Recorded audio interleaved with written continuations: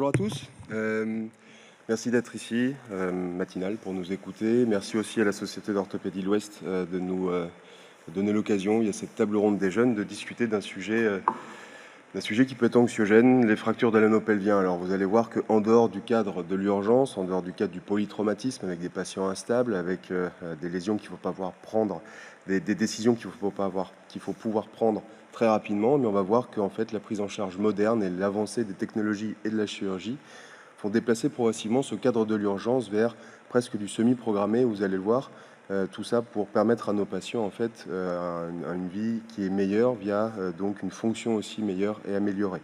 On va également voir qu'à travers ces présentations, bien, les patients d'hier, le 80 ans d'hier n'est plus le 80 ans d'aujourd'hui. Vous le savez, aujourd'hui, maintenant à 80 ans, on a une demande fonctionnelle qui est très importante et donc les fractures d'hier ostéoporotiques de l'anneau pelvien ne sont plus du tout celles qu'on va traiter aujourd'hui. Donc à travers du coup ce diaporama, vous allez voir tous les intervenants vont traiter des sujets un petit peu différents pour essayer de brosser de manière holistique un petit peu ce sujet sous tous les différents prismes qu'on peut y voir. On va commencer par le docteur François Lattès du CHU de Nantes qui va également nous parler donc de l'introduction, de l'imagerie, de la stabilité. Vous allez voir, il y a dans son diaporama des questions. Je vous invite à prendre votre téléphone et puis à flasher le QR code pour un petit peu voir ce qu'on a à redire. Je vous souhaite une bonne présentation. Merci Guillaume. Je vous présente mes excuses, mais je suis un petit peu aphone. Faites des gosses. Donc je suis jeune PH au CHU de Nantes avec l'activité de traumatologie pelvienne et de chirurgie tumorale. D'abord, définir la thématique, on parle de l'anneau pelvien. Aujourd'hui, on ne va pas parler de fracture de cotyle, de fracture acétabulaire. On parle de l'atteinte de l'arc postérieur et de l'arc antérieur sur le pelvis. On ne va pas parler de cotyle, même si de fait, en pratique, souvent, ce sont des lésions associées. On va avoir des lésions du cotyle et de l'anneau pelvien. Mais on va bien parler de pelvis aujourd'hui. Instabilité pelvienne, le pelvis, c'est surtout et avant tout quelque chose de très stable, en fait. Les articulations sont peu mobiles et congruentes, les moyens d'union sont majeurs, que ce soit les ligaments intrinsèques et extrinsèques ou la symphyse pubienne en avant, c'est quelque chose de solide. C'est-à-dire qu'il faut un traumatisme à haute énergie cinétique chez le sujet jeune pour avoir des lésions significatives pourvoyeuses d'une instabilité mécanique. Le sujet âgé, par contre, on rentre dans un spectre différent de lésions qui peuvent survenir par insuffisance osseuse pour des traumatismes à faible énergie cinétique, comme les fractures du col du fémur du sujet âgé. L'atteinte de l'arc postérieur est ce qui est déterminant dans la stabilité du pelvis et qui va guider notre réflexion dans nos choix de modalités de prise en charge. La radiographie standard permet souvent un dépistage des lésions, mais l'appréciation fine et le gold standard reste la réalisation d'une densitométrie pelvienne avec et ou sans injection de produits de contraste. Les lésions associées doivent être ainsi appréciées et surtout, dans le contexte du polytraumatisé dans lequel ça s'intègre souvent, évaluer le retentissement hémodynamique et les spoliations sanguines. Alors, est-ce que ça a marché le clap? Tac. Tac. Donc c'était le QR code à flasher pour jouer si jamais. Je vous laisse une petite trentaine de secondes. Vous allez voir, je pensais que la salle serait plus jeune, donc ça va peut-être vous apparaître un petit peu facile. Tac. Alors, pourquoi je peux pas la remettre à 0? Bon, celle-ci, j'arrive pas à remettre. Quel volume sanguin peut être spolié dans le rétropéritoine pelvien en cas de lésion de l'anneau pelvien? 2 litres, 10 litres, 3 pintes de chouchen, 2 bouteilles de muscadet ou une dame Jeanne de Calvados. Je voulais cibler un peu les thématiques de l'Ouest. La question est bloquée pour celle-ci, mais le volume, c'est 10 litres. Un bassin qui saigne, on peut mettre 10 litres dans un rétropéritoine pelvien. C'est une spoliation sanguine qui est absolument majeure et significative. Tac. On est donc souvent à la phase initiale de la prise en charge d'un patient polytraumatisé. Il faut, dans la phase d'évaluation, s'assurer que le traumatisme est concordant, c'est-à-dire que sur quelqu'un qui chute de sa hauteur, ce serait bizarre d'avoir une lésion instable du pelvis. L'examen physique va chercher une inégalité de longueur des membres inférieurs, une ouverture symphysaire. Sur le patient vigile, surtout démasquer la localisation des douleurs. Les douleurs postérieures sont assez évocatrices d'une atteinte de l'anneau pelvien. Il faut pas passer à côté des lésions associées. Est-ce qu'une ceinture de contention pelvienne a été mise en place? Est-ce que si elle a été mise en place, elle a permis une amélioration de l'hémodynamique du malade? Si elle a été mise en place, est-ce qu'elle était correctement positionnée, c'est-à-dire sur les trochantères, pas sur le bassin, pour refermer en appuyant sur les fémurs proximaux? Et on va chercher les signes radiographiques majeurs, parce que dans le bilan à l'admission du patient polytraumatisé, on va avoir systématiquement une radiographie pulmonaire, une radiographie pelvienne et une fastéchographie.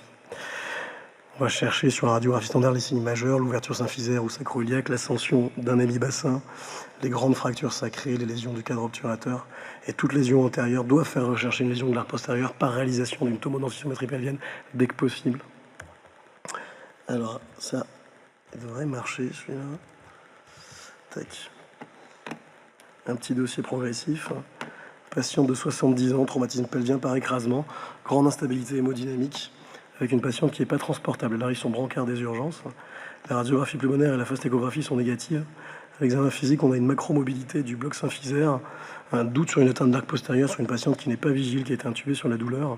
La radiographie de bassin réalisée au bloc des urgences est la suivante. Que proposez-vous? Oh, la belle faute d'orthographe.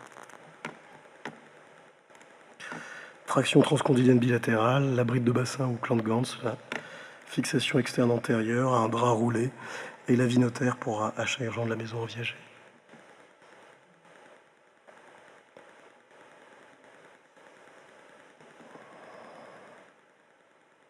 Hop là. Alors, traction transcondylienne bilatérale, bride. J'avais surtout retenu l'indication soit de bride, soit de fixation externe antérieure. La bride de bassin, c'est bien, encore faut-il savoir la mettre, et c'est quand même des jouets qu'on sort pas souvent. Les gens sont plus souvent à l'aise avec l'utilisation d'un fixateur externe antérieur, que ce soit dans les crêtes ou dans les couloirs suprastabulaires. La traction transcondylienne bilatérale sur l'instabilité hémodynamique va pas avoir d'intérêt sur la stabilisation du malade.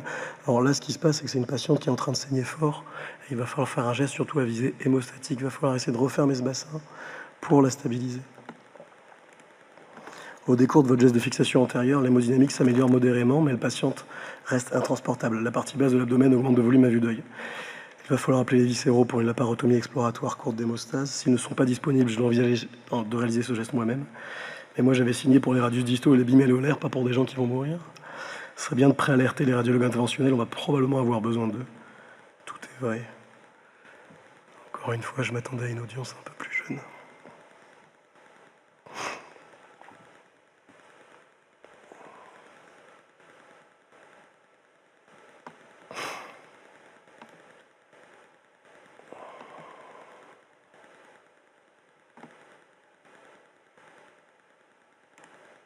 Et on est bien.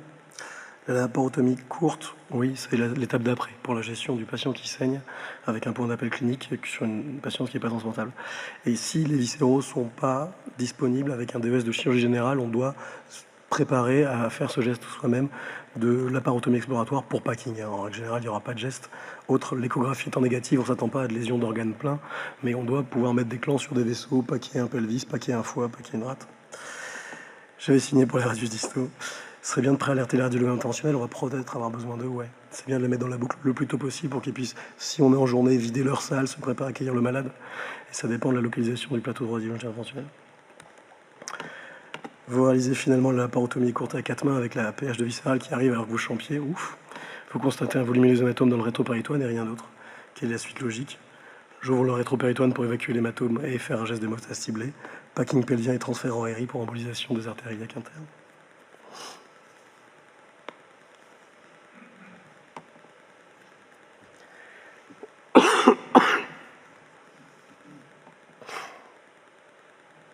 Tac.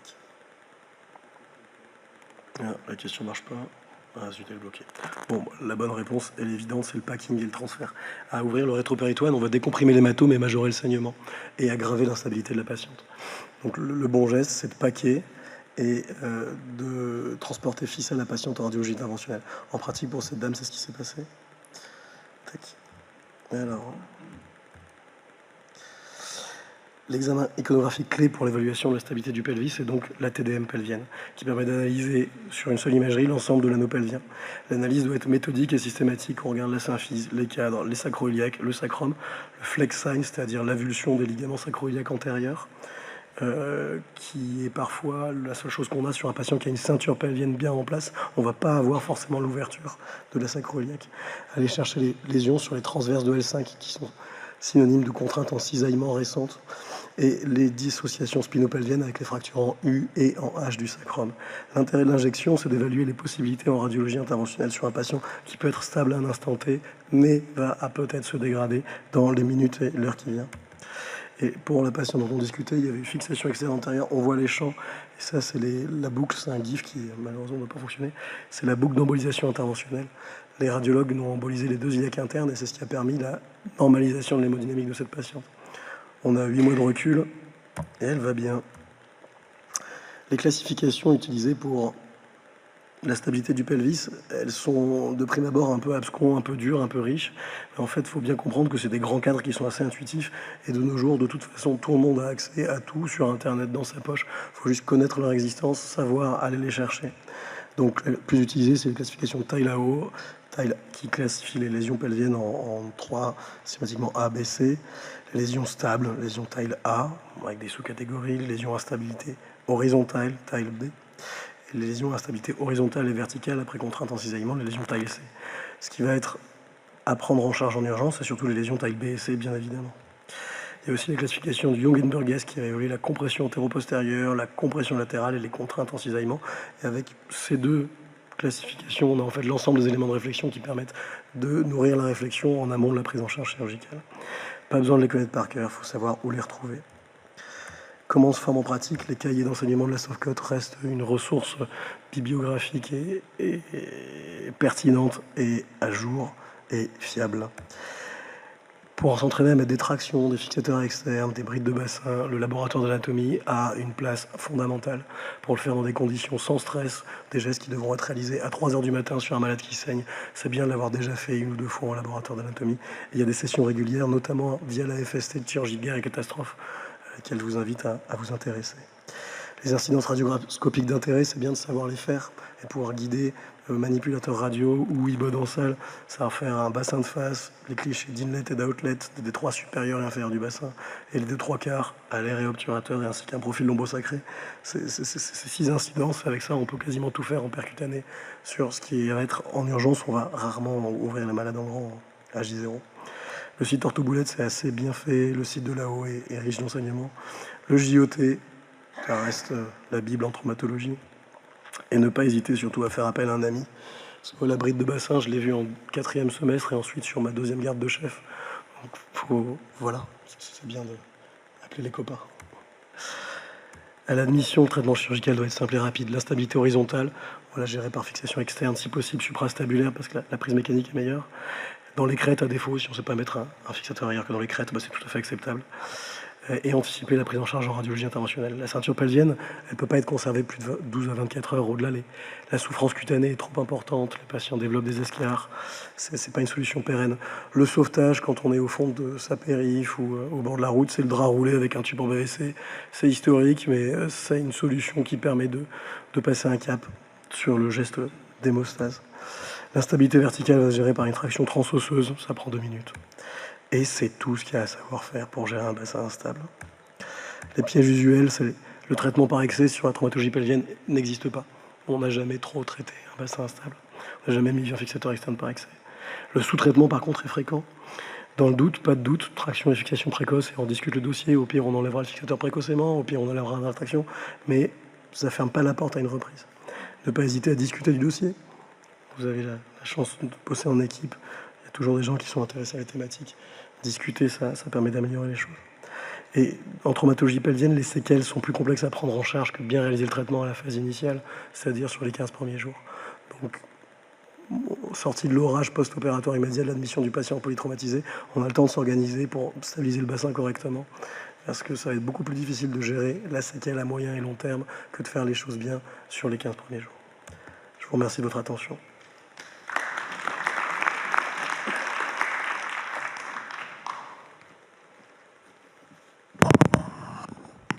Bonjour, je suis Corentin Philippe, je suis chef à Toulouse. Donc ma partie sera sur les fractures instables chez adultes jeunes quand la chirurgie s'impose. Donc c'est la prise en charge en urgence. Pour le plan, la prise en charge préhospitalière, Ensuite, définir qu'est-ce qu'un traumatisme pelvien grave, qu'est-ce qu'on fait dans les 24 premières heures une fois qu'il arrive à l'hôpital, le patient, et un point sur les fractures ouvertes du bassin. Je me suis basé sur la recommandation de la SFAR, faite avec la Softcode à la SFMU de 2017. Je vous mets à chaque fois le petit logo quand ça vient de là. En préhospitalier, un patient inconscient, en choc hémodynamique ou avec une douleur pelvienne, c'est une fracture du bassin jusqu'à preuve du contraire. Ce qui veut dire orientation en trauma center de niveau 1. Comment on définit les critères de gravité qui nécessitent une contention externe dès que possible, idéalement en préhospitalier, le polytraumatisme, une fracture du bassin qui est ouverte, ou des signes cliniques de gravité initiale, en gros c'est une hypotension à la prise en charge. Qu'est-ce qu'un traumatisme pelvien grave? Ce qui revient à dire lesquels sont les plus à risque de lésions hémorragiques pour le problématique urgent. C'est les tailles C et les ruptures de l'anneau où il y a une atteinte des structures postérieures. C'est les lésions instables de Young et Burgess qu'on a vu juste avant. Et c'est l'extravasation de produits de contraste sur le scan préopératoire, enfin initial. Il faut se souvenir que dans 90% des cas, le saignement, ça sera un saignement qui sera veineux. Dans les 24 premières heures à l'hôpital, qu'est-ce qu'on fait? Si on est dans le cadre d'un traumatisme pelvien grave, il faut qu'entre l'admission à l'hôpital et le geste d'hémostase, il y ait maximum 60 minutes. Ce geste d'hémostase, ça peut être celui qu'on veut. Soit une embolisation, soit une compression pelvienne externe, soit un tamponnement pelvien prépéritonéal chirurgical, c'est un packing pelvien. Comment est-ce qu'on fait une embolisation? Comment font les radiologues pour une embolisation plutôt? La voie d'abord, c'est classiquement une voie d'abord par l'artère fémorale commune. S'il y a un délabrement cutané pelvien qui est important, ça peut être un abord de l'artère humérale. Le geste, la contention externe du bassin doit être laissée en place pendant tout le geste d'embolisation, et c'est seulement à la fin de l'embolisation qu'il lâche la ceinture, par exemple, pour vérifier l'efficacité du geste d'hémostase. Premier temps, une orthographie sous-rénale qui permet de diagnostiquer quelles sont les branches qui saignent, et ensuite cathétérisation pour aller les traiter. Deux grandes possibilités. L'embolisation non sélective, c'est la plus rapide, c'est 15 minutes. Ils mettent des éponges de collagène qui sont résorbables, ils se mettent dans l'artère iliaque interne, soit d'un côté, soit de deux côtés, et ils embolisent. L'embolisation sélective, c'est plus long, il faut qu'ils cathétérisent chaque branche pour aller sur les branches qui saignent et emboliser que la branche qui saigne. Quand est-ce qu'on y a une indication d'embolisation non sélective? C'est le patient qui est instable, il faut aller vite. Le patient qui est stable mais qui a de nombreuses cibles sur le scan ou l'angiographie initiale, ou des cibles bilatérales, et une embolisation sélective qui a échoué. Quand est-ce qu'on peut faire une embolisation sélective? C'est un patient qui est stable hémodynamiquement parce qu'on a le temps de faire le geste, enfin, les radiologues ont le temps, et il faut que les cibles à l'angiographie soient du même côté. Le fixateur externe pelvien, comment est-ce qu'on le met? Déjà, dans quel cadre? On retombe sur ce que j'ai dit précédemment, c'est les instabilités verticales, c'est les tailles C, ou les ouvertures de l'anneau, les B1 ou les B3. Il faut bien penser que les carbones du fixateur externe, il faut les mettre en intéro-inférieur pour ne pas fermer la porte si jamais il y a besoin de faire une laparotomie d'hémostase par exemple, un packing pelvien, ou s'il y a besoin d'abord vasculaire sur les vaisseaux fémoraux. Deux options dans la famille du fixateur externe pelvien, il y a le clamp Gantz ou le C-clamp, qui est le plus rapide, qui est moins répandu, tous les centres n'en ont pas, par exemple à Toulouse, le CHU n'en a pas. Ça se met au déchocage, mais vu que c'est très rigide, c'est moins tolérant aux mobilisations du malade s'il doit être déplacé pour d'autres raisons. Le fixateur externe, c'est plus long, ça se fait au bloc, c'est 45 minutes, c'est stable et c'est disponible dans tous les centres. Pour le fixateur externe spécifiquement, on peut se mettre, comme on a dit tout à l'heure, soit dans les ailes iliaques, c'est le plus simple, il n'y a pas de dissection, mais c'est moins rigide, on a plus de mal à refermer en postérieur. Pour les épines iliaques antéro-inférieures, ce sera plus rigide, il y a plus de dissection, et c'est un peu moins facile à mettre, mais on a un bien meilleur contrôle biomécanique. Il faut notamment protéger le nerf cutané latéral de cuisse, et on n'est pas si loin des vaisseaux. Comment est-ce qu'on fait pour mettre les fiches dans les crêtes iliaques? C'est comme un abord pour prélever une crête, deux travers de doigts en arrière de l'épine iliaque antéro-supérieure, on relève le fascia des abdominaux et des fessiers, on rugit une part et d'autre des deux corticales, endopelvienne, extrapelvienne, on glisse une broche chaque côté, ça fait un triangle, et on se met au milieu pour mettre notre broche de fixateur externe. On met deux broches, 6 mm de diamètre dans 6 cm de spongieux, unicorticales, et après on les écarte avec le cavalier. Pour se mettre dans les épines iliaques antéro-inférieures, le patient est sur le dos, on peut mettre des appuis de PTG sur les grands troncantères pour déjà fermer le bassin sans que ce soit forcément l'aide qui fait toute la réduction. Champage carré, 2 travers de doigt en distal de l'épignac antéro-supérieur et 1 travers de doigt en médial, et on fait une incision à 60 degrés d'obliquité. On dissèque globalement tout droit vers l'arrière, en faisant attention au nerf fémoro-cutané latéral de cuisse, ce qui revient à la partie proximale de la voie du urétère, pour ceux qui font de la voie antérieure. Une fois qu'on a l'épignac antéro-inférieur sous les doigts, on palpe bien pour tomber en latéral puis tomber en médial, donc on a nos 2 limites où mettre notre fiche. Si on veut en mettre une seule, parce que c'est l'urgence, on peut se mettre en plein dedans ou juste au-dessus. Si on veut en mettre 2, parce que c'est un fixateur externe définitif, on en met juste une juste au-dessus, une juste en dessous. La direction pour les mettre, c'est 20 degrés ascendant et 20 degrés vers médial, pour la direction de la main. Même chose, on se met une corticale et on rentre le plus qu'on peut. Les scopies pour contrôler notre geste et le positionnement, un bassin de face, un inlet, un outlet, un 3/4 à l'air. Une fois que les fiches sont mises, en plus des appuis, l'aide peut fermer le bassin et on fixe le montage. Encore une fois, antéro-inférieur pour laisser accès notamment à l'abdomen. Le tamponnement pelvien chirurgical, c'est le packing. Quand est-ce qu'on s'est indiqué dans les recommandations de l'ASFAR? C'est l'instabilité hémodynamique majeure qui rend impossible le transfert du patient à l'embolisation ou au scanner. Ou pas d'embolisation, ou un accès dans plus de 60 minutes. C'est vraiment quelque chose à discuter avec les réanimateurs en fonction de l'état médical du patient. Il faut toujours l'associer au fixateur externe pour fermer le volume où ça peut saigner. Et l'idée, c'est passer le cap pour pouvoir poursuivre la prise en charge sans que le patient meure. Comment ça se réalise? Même chose sur le dos, champage carré, le fixateur externe en place pour fermer l'espace, un drainage pubien, ce qui vide la vessie et évite de faire une plaie vésicale dans la bord, une voie médiane suspubienne qui pourra ensuite être prolongée en laparotomie s'il y a besoin. On traque la ligne blanche, on l'incise en boutonnière, on ouvre en dessous. Au doigt, on récline le sac péritonéal jusqu'au sacroiliac de chaque côté et on tasse les champs pelviens pour comprimer. Il faut bien penser à fermer la ligne blanche. L'idée, c'est toujours de comprimer ces vaisseaux qui vont saigner. Bien noter le nombre de champs qu'on met dans le CRO, dans la fiche traçabilité des ibodes et sur la peau du patient. Maximum à 48 heures, il faut les retirer ou changer ces champs. Enfin, les fractures ouvertes du bassin, c'est rare, c'est 1,7% des traumatismes du bassin.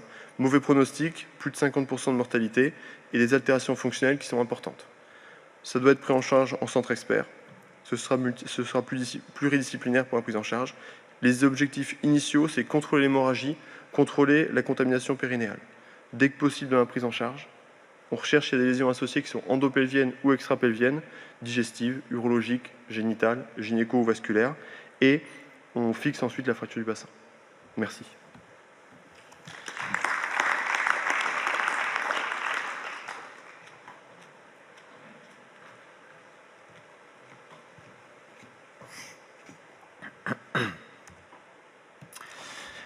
Chers collègues, chers confrères, merci à l'ASSO et à l'organisation de m'avoir invité à participer à cette table ronde des jeunes. On va discuter des fractures, d'une catégorie spécifique des fractures de l'anneau pelvien, celle du sujet âgé. Vous savez, c'est ces fractures de cadre ou ces fractures de branche pour lesquelles vous pouvez être appelé par les urgentistes. Historiquement, ces fractures étaient traitées de manière fonctionnelle, étaient sans indication chirurgicale, car ça consolidait toujours. Or, avec le vieillissement de la population et avec le fait que cette population reste active de plus en plus longtemps au cours de leur vie, ces fractures sont source maintenant de discussion quant à l'intérêt de redonner une autonomie le plus rapidement possible pour éviter les complications de décubitus ou les pertes d'autonomie non négligeables. On appelle ça les fractures de fragilité pelvienne. C'est par définition une fracture de l'anneau pelvien qui va intéresser donc l'arc antérieur, le cadre obturateur, mais également bien souvent l'arc postérieur, notamment l'aileron sacré, car c'est un anneau pelvien et lorsqu'une fracture intervient à un endroit, il y a de fortes chances qu'un autre endroit soit touché.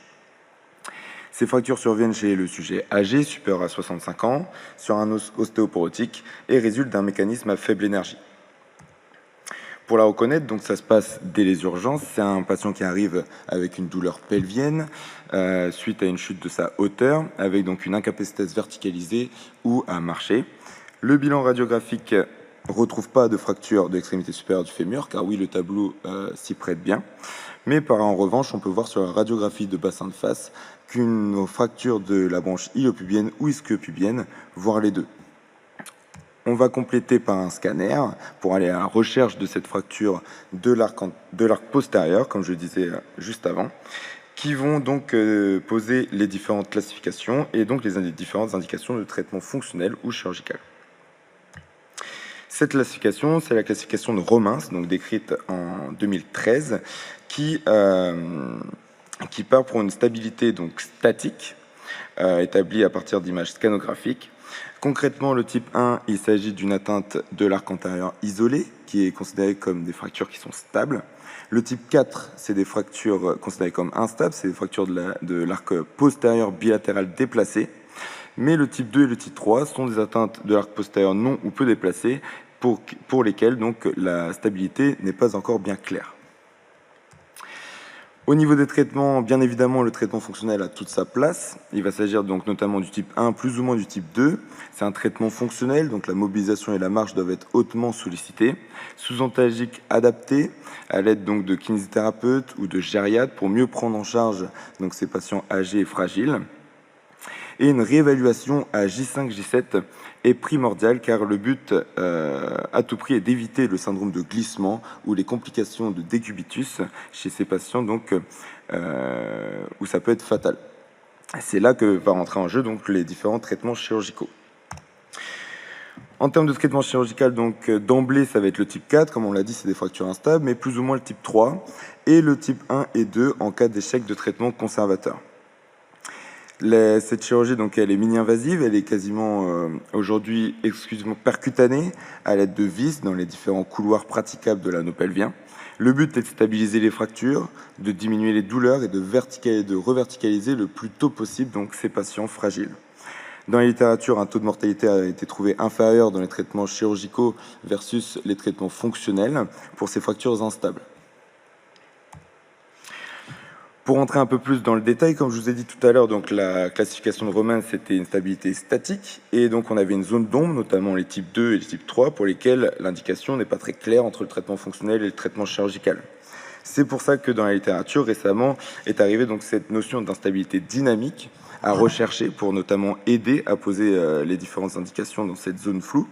Nous avons donc l'examen sous anesthésie, qui va être concrètement donc d'écarter les jambes du patient ou de comprimer le bassin sous anesthésie générale au bloc pour rechercher donc un déplacement de la fracture sous scopie. On a également la radio latérale en stress, donc qui est faite en décubitus latéral, controlatéral à la fracture, et qui va aller rechercher donc une différence, donc un déplacement de la fracture comparé à la radiographie de bassin de face. Cette instabilité dynamique, elle va pouvoir aider à la pose de l'indication tant à la phase initiale qu'à la phase de réévaluation, à J5, J7, mais aussi en péropératoire. Lorsque l'anneau, donc l'arc postérieur, est stabilisé, ça peut aider à poser l'indication de stabilisation de l'arc antérieur, même si dans la littérature, les dernières études conseillent quand même de fixer l'arc antérieur, notamment sur ces patients ostéoporotiques. Les objectifs, ils sont clairs, c'est de limiter la perte d'autonomie par la diminution des douleurs pour repermettre une reverticalisation précoce, donc afin de diminuer au maximum les complications de décubitus, à savoir donc les effets néfastes des morphiniques ou la sarcopénie, donc induite notamment par l'alitement prolongé de ces patients fragiles. L'autonomie prime sur la fracture. Donc en conclusion, bien connaître l'entité des fractures de fragilité pelvienne, savoir les reconnaître, savoir poser les différentes indications, tant sur le plan fonctionnel que chirurgical, et le seul objectif, je le répète, est de limiter la perte d'autonomie. Merci beaucoup.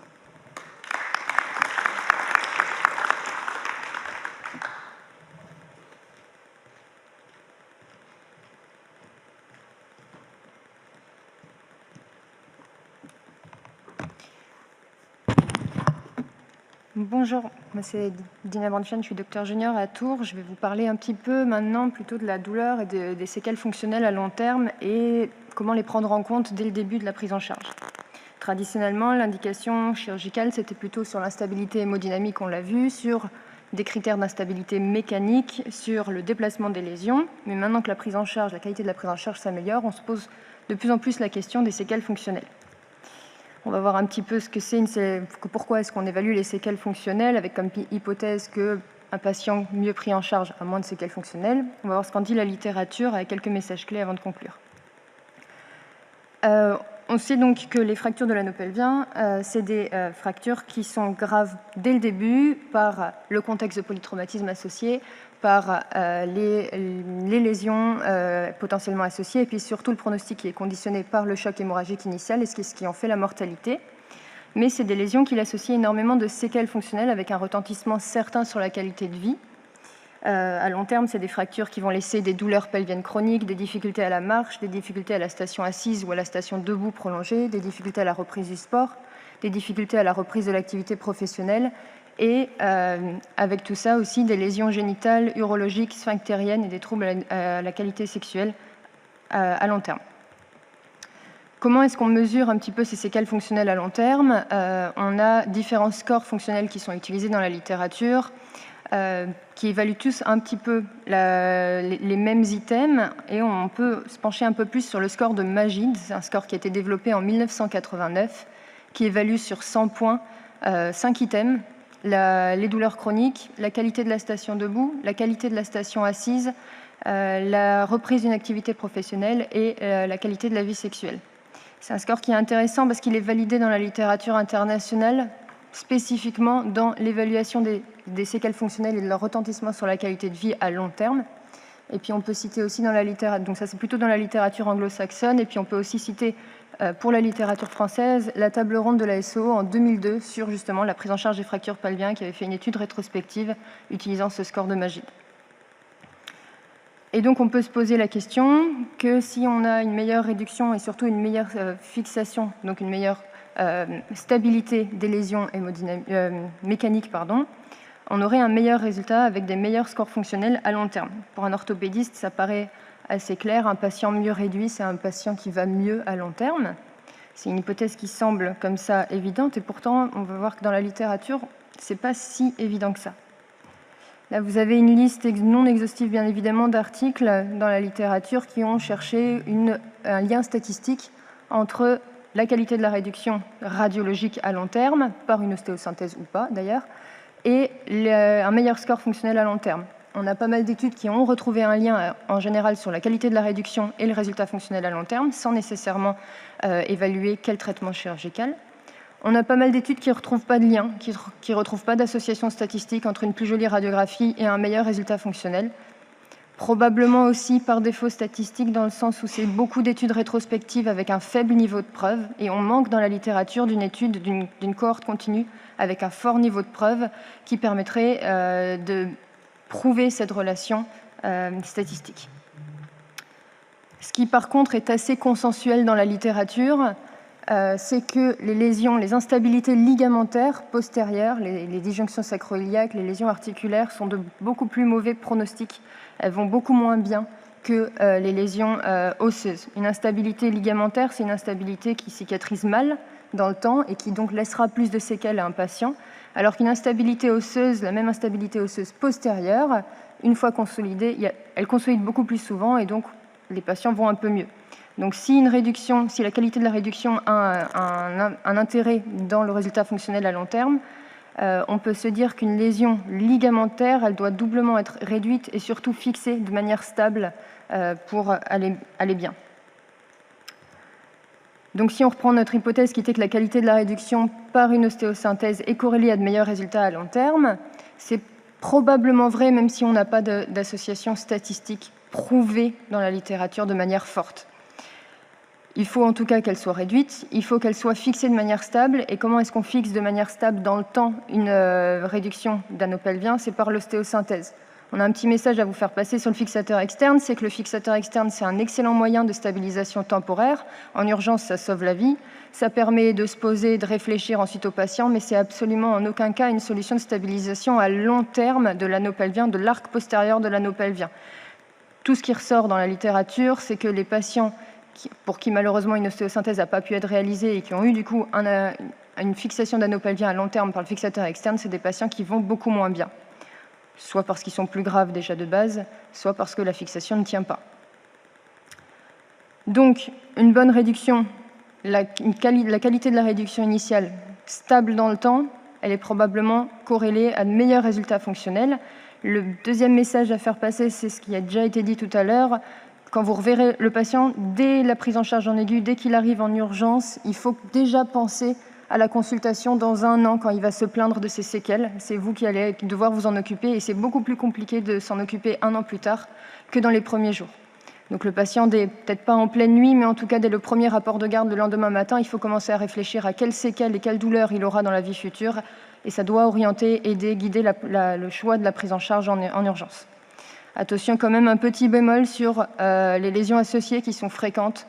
On peut avoir une réduction parfaite, stable dans le temps avec une consolidation acquise, mais un patient qui a des lésions urinaires, génitales, sphinctériennes associées et qui ira mal dans tous les cas. Ou en tout cas qui aura des séquelles fonctionnelles et des mauvais scores fonctionnels à long terme.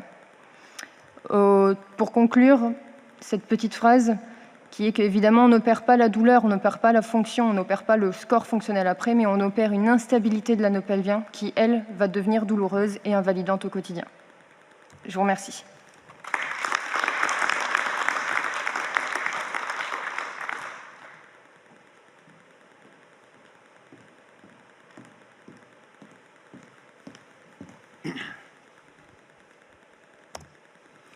Bonjour à tous, Grégoire Duval, CHU de Caen. Merci à la SO d'organiser cette table ronde. Mon boulot dans cette table ronde, c'est de rappeler les limites de la chirurgie et d'insister sur le fait qu'il ne faut pas opérer tous les bassins. Les principes de la fixation chirurgicale, c'est que ça permet une stabilisation mécanique, un bon contrôle de la douleur, une mobilisation précoce et une diminution des complications de décubitus. L'idée générale, c'est donc de sortir les malades de leur lit. Mais il n'y a pas de fixation chirurgicale sans risque. Il n'y a pas de chirurgie pelvienne sans morbidité. À chaque fois qu'on va opérer un malade, il faut se poser la question, est-ce que le patient bénéficiera réellement de la fixation? Est-ce que le risque opératoire est acceptable? Et est-ce qu'il existe une alternative conservatrice raisonnable? Quels sont les risques à opérer? Il y a les risques vasculaires en premier lieu. Il peut y avoir des risques nerveux. Il y a fréquemment des infections de sites opératoires, des hématomes pelviens, des maladies thromboemboliques veineuses et des douleurs chroniques pelviennes, probablement dues au matériel. Dans cette série de 2022, sur 200 patients opérés, il y a eu 50 complications. Ça fait 1 malade sur 4, c'est énorme.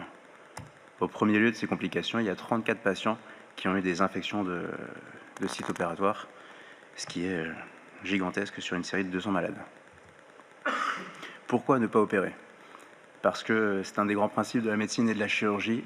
Premièrement, ne pas nuire, primum non nocere, comme disait Hippocrate. Pour les fractures du bassin, on peut dire primum non opéré, ne créons pas de lésions en plus. Généralement, on fait des planifications opératoires et on va faire des radiographies post-opératoires comme ceci. Et des fois, le lendemain matin, on se retrouve au staff à montrer des radios comme celle-ci, où le patient ou le patron est nettement moins content. Des fois, on va faire des radios comme celle-ci et on a des radios post-opératoires comme celle-là. En effet, la chirurgie de l'anneau pelvien, qu'elle soit à ciel ouvert ou en percutané, c'est une chirurgie qui est difficile. Il y a un risque d'échec qui est très important. Les risques, ça peut être la malréduction, la perte secondaire de réduction, une instabilité persistante ou pseudarthrose. Ces échecs entraînent des douleurs, des pertes de mobilité, des grabatarisations et parfois même des reprises chirurgicales qui sont compliquées, des mêmes complications que la chirurgie primaire. À présent, quel patient ne pas opérer? Il ne faut pas opérer les polytraumatisés à la phase instable. Il ne faut pas opérer les patients très fragiles. Il ne faut pas opérer les patients qui ont des lourdes comorbidités, comme les cardiopathes et les insuffisants respiratoires. La chirurgie à la phase aiguë peut aggraver la mortalité précoce. Il faut choisir un traitement conservateur, au moins temporaire et parfois définitif. Il y a le cas particulier des fractures ostéoporotiques. On sait qu'on va faire une ostéosynthèse qui aura une tenue mécanique qui sera moyenne, voire mauvaise, chez des patients fragiles qui ont des grosses complications anesthésiques. Quels sont les bénéfices pour ces malades de faire une mauvaise ostéosynthèse? Il y a également le problème avec les femmes avec un projet de grossesse. Attention à la fusion des sacro-iliaques ou de la symphyse pubienne. Qu'est-ce qu'on doit dire à ces femmes-là? Est-ce qu'on doit d'emblée envisager un accouchement par césarienne ou est-ce qu'il faut envisager une ablation de matériel d'ostéosynthèse avec les risques qu'elle présente, par exemple, dans le cadre d'une ablation de matériel de plaques de symphyse pubienne? Quelle fracture ne pas opérer? Les fractures dans la fixation apportent peu pour le bénéfice fonctionnel. Les fractures peu déplacées, les fractures stables pour lesquelles un gain mécanique sera marginal, typiquement les fractures taille A. Ensuite, comparons l'ouvert et le percutané. Est-ce qu'il y en a un qui est moins pire que l'autre? Dans cette série de 2010 sur 102 ostéosynthèses percutanées, il y a eu 7 vis mal positionnées, 6 neuroapraxies de L5, 3 infections de site opératoire et une lésion d'artère glutéale supérieure, donc environ 15% de complications. C'est toujours beaucoup. Donc à chaque fois qu'on va opérer un malade, il faut se poser la question, quel est le rapport bénéfice-risque? Dans les fractures du bassin, il repose sur un triptyque, le patient, la fracture et la technique. La fracture, est-ce qu'il y a une instabilité postérieure? Est-ce qu'il y a un déplacement? Est-ce qu'il y a atteinte des sacro-iliaques? Pour le patient, quelles sont ses comorbidités? Quel est son âge? Si c'est une femme, quels sont ses projets de grossesse? Quelles sont les attentes fonctionnelles et l'état dynamique de notre malade? Pour la technique, quelle est l'expertise du centre? Quelle est l'imagerie péropératoire dont on a à disposition? Quelle voie d'abord sera utilisée? Et quelle est l'expérience du chirurgien? Car on ne fait bien que ce qu'on fait souvent. Pour conclure, n'opérez pas tous les bassins, évitez les complications et évitez, comme ce malade-là, d'avoir une mobilisation du matériel d'ostéosynthèse qui nécessite un urologue pour aller retirer la vis intra-urétrale. Merci pour votre attention.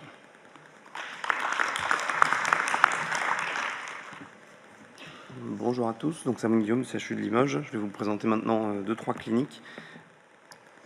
Donc on va commencer avec un cas un petit peu classique, on a beaucoup dans le Limousin. Donc c'est une dame de 75 ans qui chute en allant voir son mari qui est hospitalisé en SSR. C'est une dame qui est globalement plutôt autonome, qui marche avec des cannes pour faire ses courses et à domicile. Donc qui chute, elle passe dans un centre périphérique, ils le font une radio du bassin de face. Alors on voit peut-être pas forcément très bien, elle a une petite fracture du cadre obturateur à droite, parasymphysaire. Elle n'est pas plus douloureuse que ça. Il faudrait répondre au petit questionnaire, savoir est-ce que vous faites une imagerie complémentaire ou est-ce que vous la laissez comme ça repartir sur un traitement fonctionnel sans trop suivre.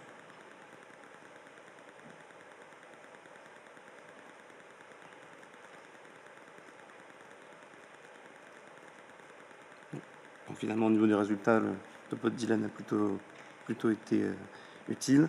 Donc, vous la laissez pas repartir, vous lui faites un scanner. Donc effectivement, vous allez rechercher une atteinte postérieure. Donc chez cette dame, on lui retrouve une fracture en U au niveau, en H, pardon, au niveau de son sacrum. Donc finalement, ce scanner, il a été réalisé 15 jours plus tard, parce qu'initialement, elle n'a pas eu d'imagerie complémentaire.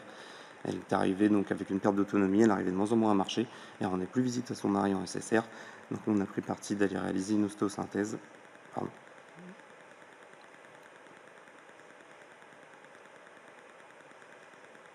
Je vais un petit peu mâcher le travail. Donc on est parti sur une ostéosynthèse, donc à minima.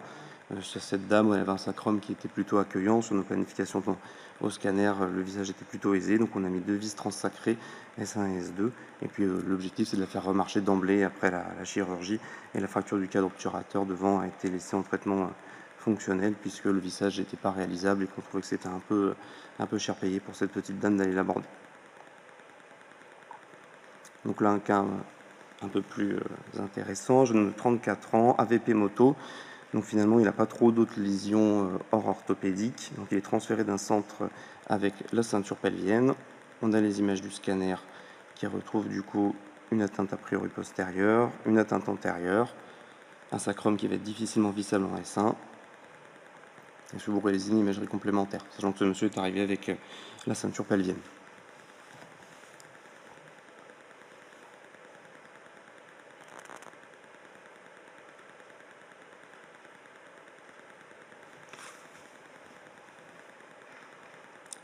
Donc effectivement, nous on a réalisé une imagerie complémentaire, alors qu'on a réalisé au bloc, parce que comme il est arrivé un petit peu d'un centre périphérique, ça a été oublié. Donc ça c'est pour vous rappeler que sur une lésion au scanner avec une ceinture pelvienne, quand on fait une radio du bassin de face, on peut avoir un énorme open book qui est masqué par la ceinture. Donc nous c'est ce qui nous est arrivé, on arrive au bloc, on a fait un coup d'ampli, et finalement c'était complètement ouvert en antérieur avec un énorme open book. Donc il a un open book, les 2 cadres obturateurs, et finalement une lésion au niveau postérieur qu'il faudra prendre en charge. Donc qu'est-ce que vous faites vous au niveau de la prise en charge? Est-ce que, sachant qu'il est arrivé, il était plutôt stable hémodynamiquement,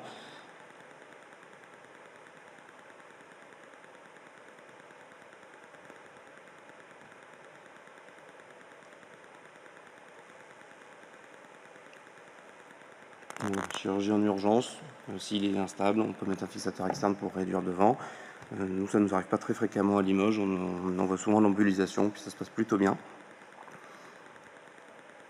Et donc, comme on vous a dit, le fixateur externe, c'est pas une solution définitive, il a une lésion postérieure, donc il va bien falloir faire quelque chose chez jeune homme de 34 ans.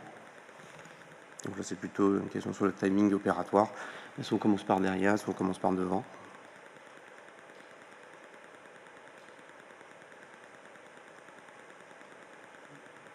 Donc nous, sur les lésions open book pures, sans composante verticale, on commence plutôt par devant pour réduire un peu derrière.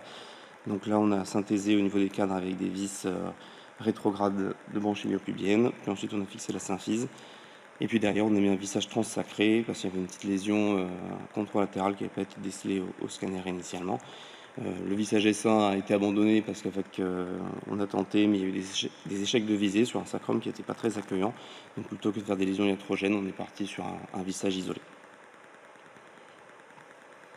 Et donc là, le cas numéro 3, donc pour rappeler que ça peut être des traumatismes complexes qui font un peu d'originalité aussi dans la prise en charge. Donc là, je remercie le docteur Jérémy Hardy qui travaillait avec nous au CHU de Limoges pour un homme de 21 ans qui a été écrasé par un transpalette le jour de l'embauche. Il est paraplégique incomplet à l'arrivée, il n'est pas très bien, il a déjà été bien transfusé, il a quand même des signes de polytraumatisme, on ne peut pas pouvoir forcément le prendre en charge tout de suite. Au niveau des fractures, là ça sort un peu du cadre des classifications classiques, il y a une composante verticale, le sacrum qui est fracturé, la iliaque, on ne sait pas trop ce qui se passe. Il se retrouve avec une disjonction spinopelvienne, avec une subluxation L5S1. Donc nous on ne fait pas le rachis au CHU de Limoges, nos collègues neurochir n'ont pas voulu se précipiter pour la chirurgie. Donc finalement, il va falloir y aller. Donc là, qu'est-ce qu'on fait? Est-ce qu'on y va en urgence pour essayer de lui redonner un meilleur pronostic fonctionnel au niveau de sa paraplégie qui est incomplète? Auquel cas, on va se retrouver dans une chirurgie un peu complexe le soir. Ou est-ce qu'on le temporise? Et puis est-ce qu'on le transfère finalement dans un centre qui a un peu plus l'habitude?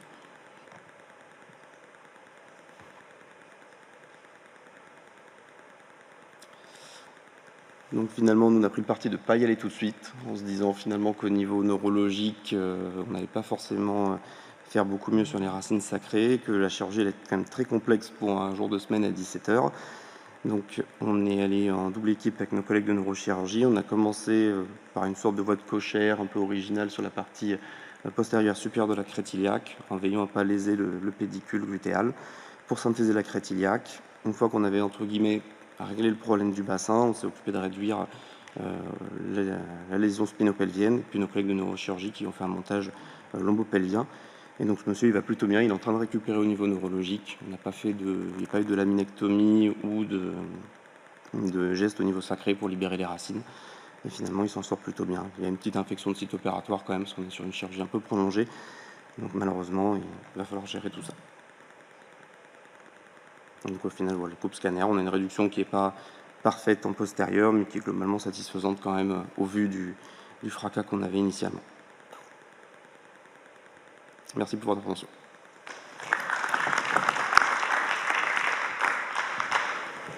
Merci beaucoup Guillaume. Pour terminer et conclure, donc on l'a vu, voilà, l'instabilité hémodynamique, l'instabilité mécanique. Une chose importante, et Guillaume l'a bien montré, c'est la ceinture pelvienne. Ces patients, ils arrivent avec la ceinture qui est mise en place sur les lieux de l'accident.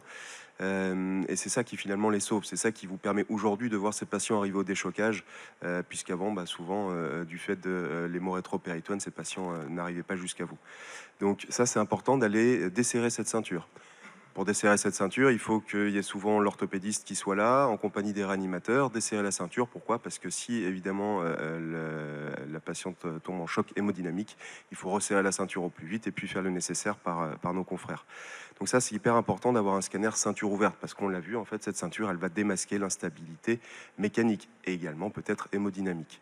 Donc ça, c'était le premier point. Le deuxième point, qui est à notre sens qui est important, c'est de savoir ce qui se passe dans votre établissement. Vous allez prendre des gardes ou des astreintes dans un établissement qui va être amené potentiellement à prendre en charge ces patients.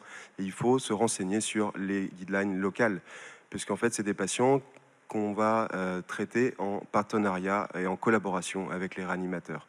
Et donc savoir ce qui se passe, évidemment, c'est pas en urgence qu'on va prendre des décisions, qu'on va discuter d'une prise en charge. Donc il faut savoir en amont déjà ce qui a été établi, et s'il n'y a pas de règles établies, eh bien établissez-les. réunissez-vous avec les réanimateurs pour mettre en place des grandes lignes directrices. Dans tel cas de figure, voilà ce qu'on va faire. Dans tel autre cas de figure, voilà ce qu'on va faire. Savoir également, est-ce que l'embolisation est prévue dans votre établissement? Si oui, où est-ce qu'elle est? Au CHU d'Angèle et dans un autre bâtiment. Il faut donc prendre un transport SAMU pour l'avoir. Donc tout ça, ça doit être établi en amont et surtout en dehors du cadre de la prise en charge de l'urgence. Autre chose, c'est, vous l'avez vu, la chirurgie percutanée. On en parle de plus en plus à l'ASO, travaux qui avaient été initiés par le docteur Rémi Di Francia. Aujourd'hui, voilà, c'est un arsenal du traumatologue pelvien qui est indispensable. Ça nous permet d'opérer nos patients plus tôt, même avant le fameux temps de l'orage inflammatoire, puisqu'on va faire des abords qui sont très très peu invasifs, donc on va pouvoir limiter les risques infectieux, et ça va nous permettre d'obtenir des stabilisations qui sont vraiment majeures. Et donc la chirurgie percutanée a vraiment changé le prisme de ces fractures de l'anneau pelvien, puisqu'on va pouvoir proposer des chirurgies de plus en plus maximalistes, avec une rançon cicatricielle toujours plus minimaliste quant à elle. Et donc c'est pour ça qu'on va même pouvoir, comme Dylan vous l'a montré, proposer maintenant ces chirurgies de stabilisation à nos patients âgés. Et donc cet arsenal nous permet aujourd'hui donc d'étendre nos indications. Voilà, donc j'espère que... Je remercie évidemment tout l'ensemble de mes collègues pour leur travail, pour la qualité de leur présentation. Merci encore une fois à l'ESO de nous avoir proposé ce sujet. Est-ce qu'il y a des questions peut-être qu'elles vous pourrez répondre ou des remarques? C'est bon. Oui.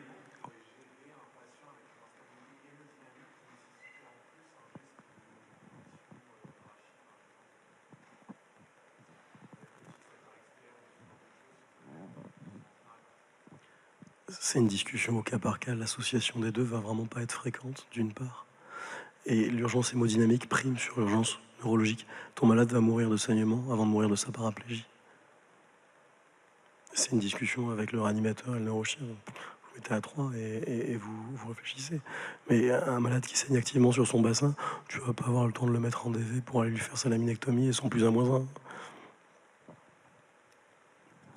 Et la ceinture pelvienne peut être gardée, hein. C'est une ceinture qui se place sur les trochantères, ou même on peut mettre un drap entre les deux fémurs serrés, puisque la ceinture, on le rappelle aussi, ça c'est des petits messages qu'il faut faire passer, c'est qu'une ceinture, il ne faut pas qu'elle reste plus de 24 heures sur ces patients. Ça sert très fort, on a des points d'appui trochantériens avec des nécroses trochantériennes qui peuvent s'installer. Donc allez changer ces ceintures. Si le patient n'est pas pris en charge et qu'il est instable en réanimation, mettez un drap au niveau des fémurs, relevez la ceinture, ce qui permet de décomprimer le temps de faire la prise en charge définitive.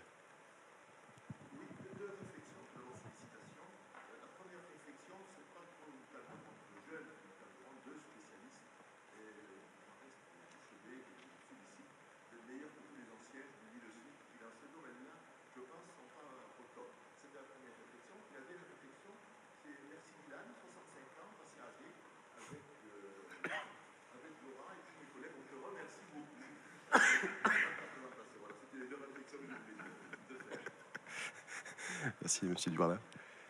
Oui, monsieur.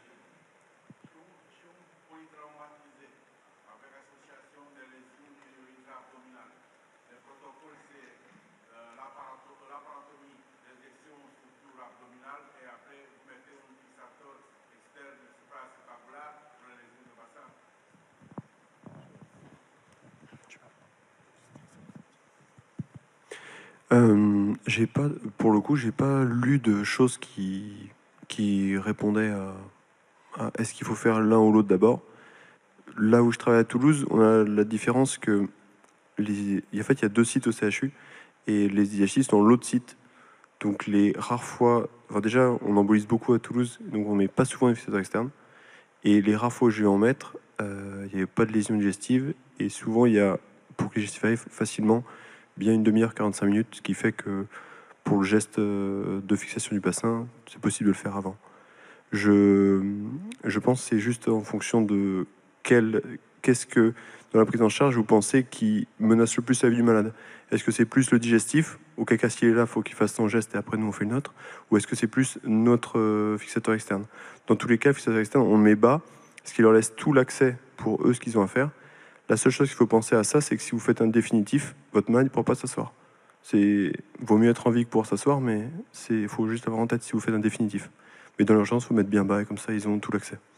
Donc, pas de réponse au cas par cas.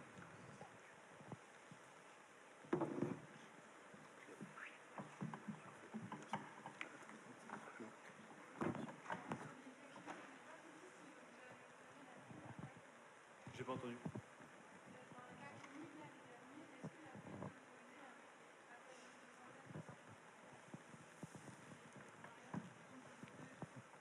Alors nous, à Limoges, sur les sujets âgés, c'est reprise d'appui coûte que coûte.